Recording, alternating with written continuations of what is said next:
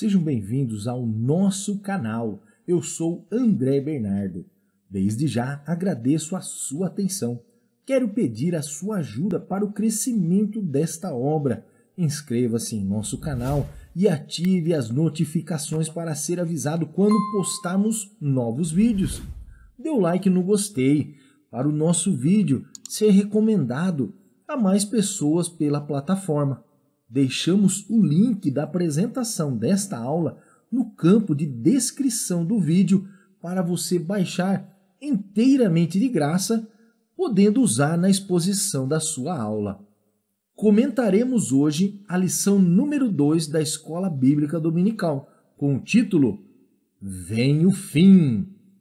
Ponto de atenção: estudaremos sobre a profecia do capítulo 7, anunciada por Ezequiel sobre a iminência do juízo a Israel, onde existem particularidades em sua literatura, sendo uma literatura apocalíptica, poética, fala também do presente e futuro e fala do julgamento a todo o seu território, a todo o seu povo e a universalidade da profecia.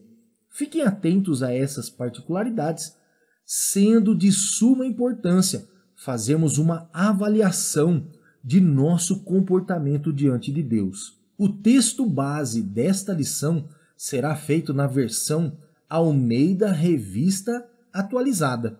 Ezequiel capítulo 7, do verso 1 ao verso de número 10. Acompanhe a leitura. Veio ainda a palavra do Senhor a mim, dizendo: Ó tu, filho do homem, assim diz o Senhor Deus acerca da terra de Israel: haverá fim, o fim vem sobre os 4 cantos da terra.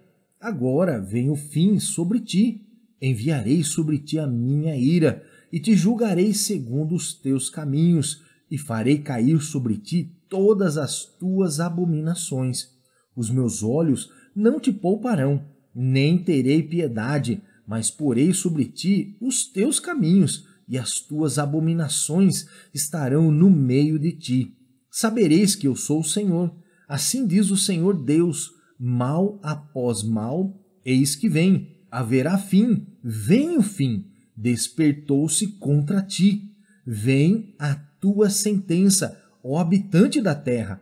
Vem o tempo, é chegado o dia da turbação, e não da alegria sobre os montes. Agora, em breve, derramarei o meu furor sobre ti, cumprirei a minha ira contra ti, julgar-te-ei segundo os teus caminhos, e porei sobre ti todas as tuas abominações.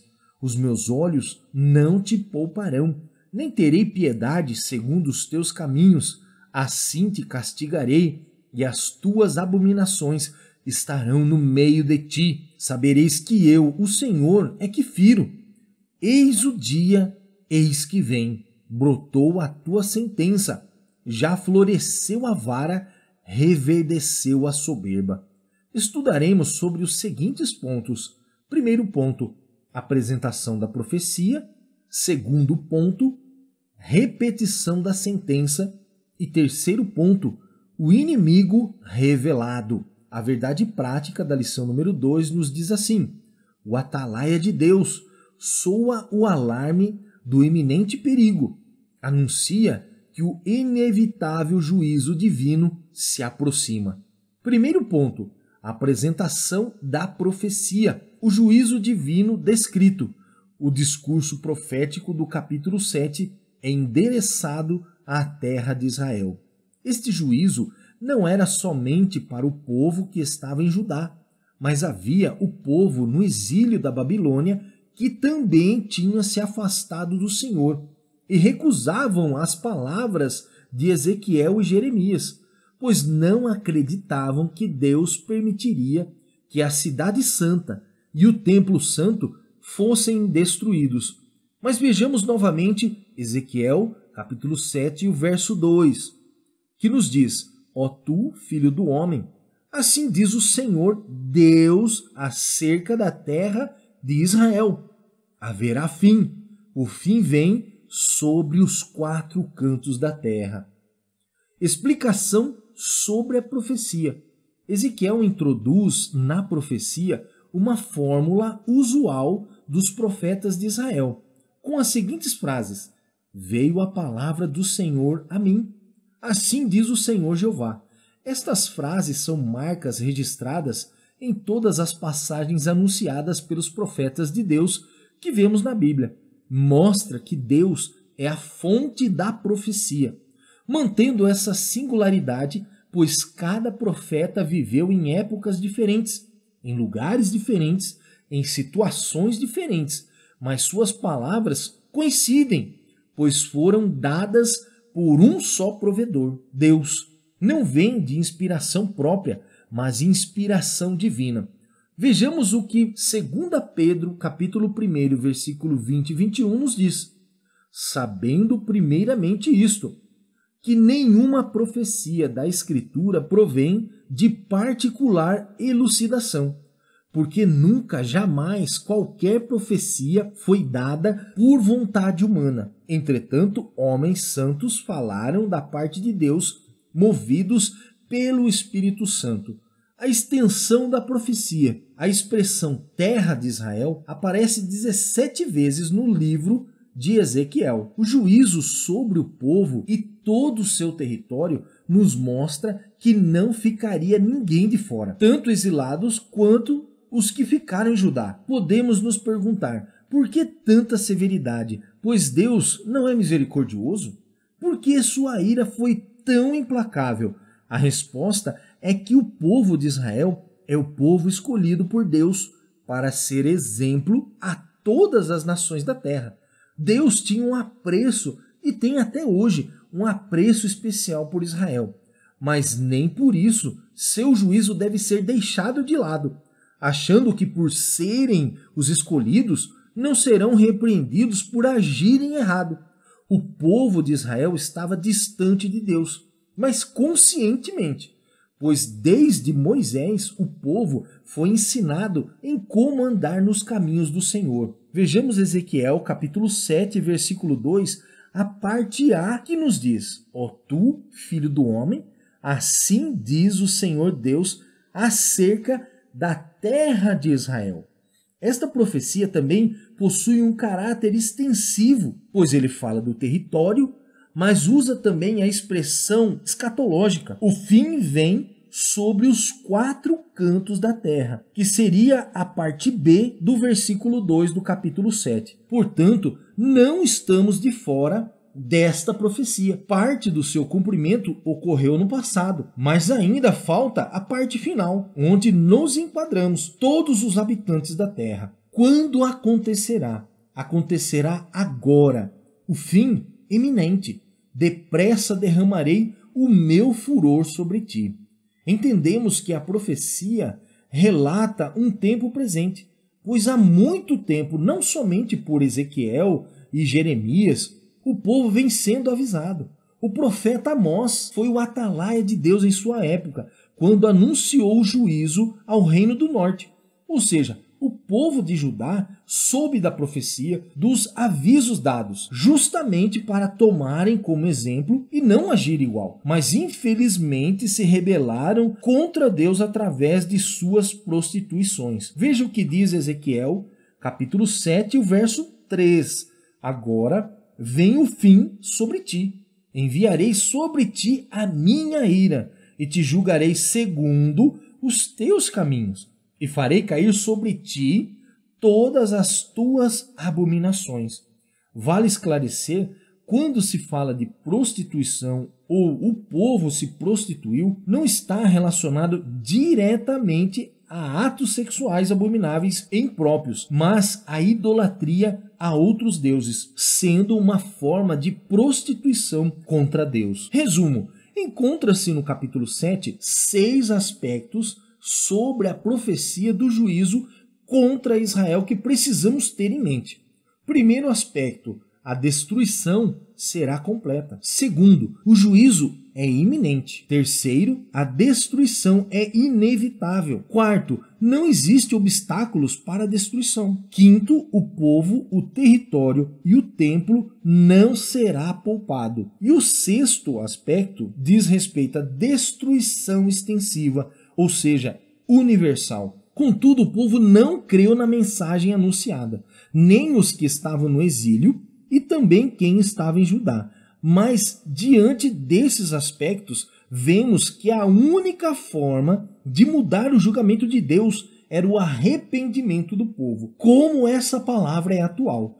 Então, em nome de Jesus, se você estiver distante de Deus, se arrependa agora e seja salvo. Segundo ponto, a repetição da sentença. Qual o seu sentido? A palavra fim do hebraico significa destruição, ruína, morte, condenação. Trata-se de um julgamento, não é uma vingança, não é uma forma de conquista, nem tampouco uma forma de tomar à força algo que não é seu. A profecia de Ezequiel era sobre o julgamento de Deus ao povo que o abandonou para viver uma vida dissoluta, longe dele, longe do seu provedor, do seu criador, agindo com ingratidão.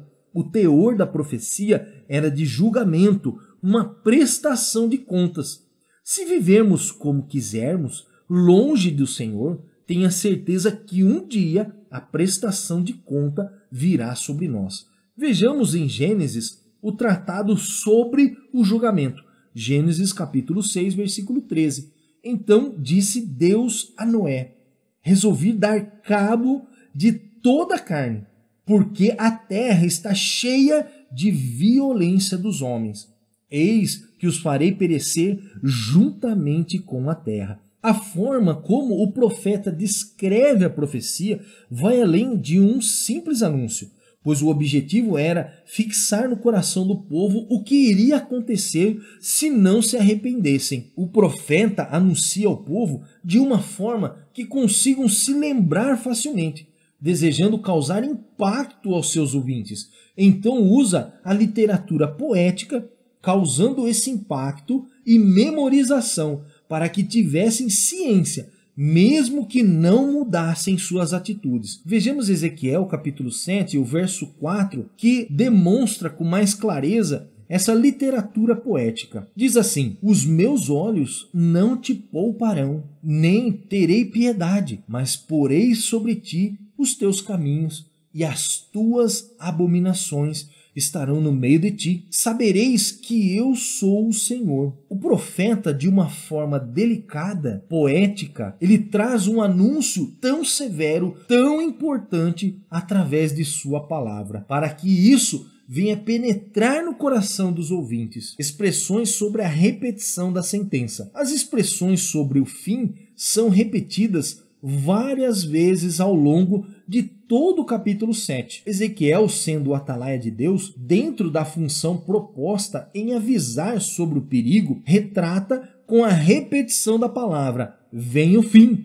O fim vem. O desejo era de causar temor e pânico e expressar também curiosidade sobre o seu argumento, tentando gerar no coração dos ouvintes sentimento de arrependimento, pois o povo estava sendo informado de que o juízo divino era real. Um dos objetivos deste juízo era a erradicação da idolatria. A causa das abominações para o julgamento de Deus ao povo de Israel era a idolatria. Deus não divide sua glória com ninguém. Ou servimos a Deus ou ao mundo. Vejamos o relato em Mateus sobre nossa atitude quando tentamos servir a dois senhores. Mateus capítulo 6, versículo 24. Ninguém pode servir a dois senhores, porque ou há de aborrecer-se de um e amar o outro, ou se devotará a um e desprezará ao outro. Não podeis servir a Deus e às riquezas. E agora vejamos o que o próprio Deus fala sobre a sua glória. Isaías capítulo 42, versículo 8. Eu sou o Senhor. Este é o meu nome. A minha glória, pois, não a darei a outrem, nem a minha honra às imagens de escultura. Resumo. Uma reflexão relevante. Como seres morais, devemos refletir sobre esta sentença, pois prestaremos contas a Deus pelos nossos atos, e nenhum deles ficará de fora, nem os maus, como também os bens. Vejamos Eclesiastes, capítulo 12, o verso 13 e o 14, que nos mostra de forma mais clara essa sentença. De Deus, o que se tem ouvido, a suma é: teme a Deus e guarda os seus mandamentos, porque isto é o dever de todo homem, porque Deus há de trazer a juízo todas as obras, até as que estão escondidas, quer sejam boas, quer sejam más.